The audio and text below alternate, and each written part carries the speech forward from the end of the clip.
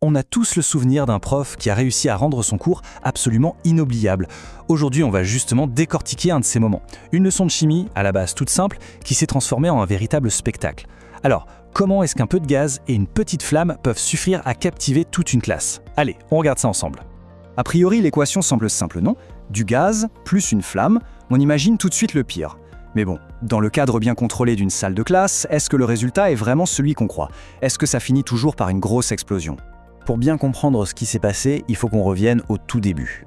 Tout commence simplement par une leçon en direct dans une salle de cours. Au cœur de cette histoire, on a notre personnage principal, un professeur de physique-chimie.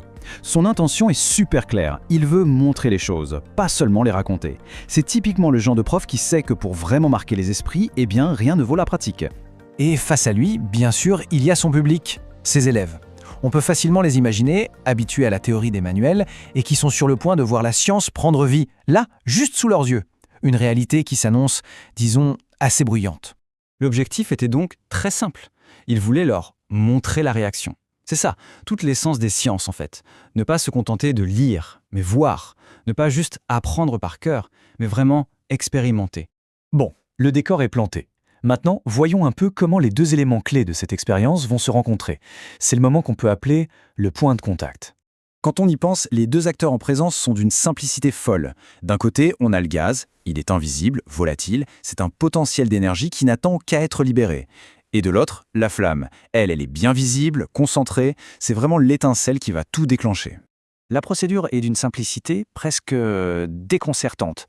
Première étape, le professeur libère le gaz. On imagine la tension qui monte d'un coup dans la salle. Deuxième étape, il approche la flamme. C'est le moment de vérité.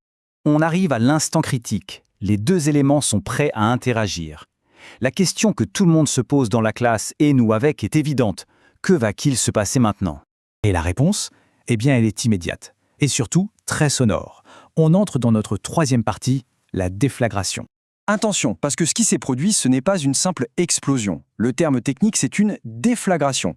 Alors c'est quoi la différence? En gros, une déflagration, c'est une combustion très rapide, mais où la flamme se déplace moins vite que le son. C'est pour ça qu'on a cet effet de boule de feu qui s'étend, plutôt qu'une détonation instantanée qui détruit tout. L'impact de la scène a été décrit avec des mots très simples mais très forts. La réaction était juste impressionnante. En deux mots, tout est dit.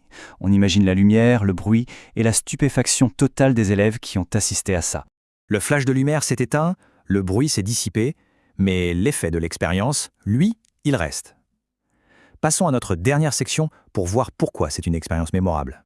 Ce qui est peut-être aussi révélateur que l'expérience elle-même,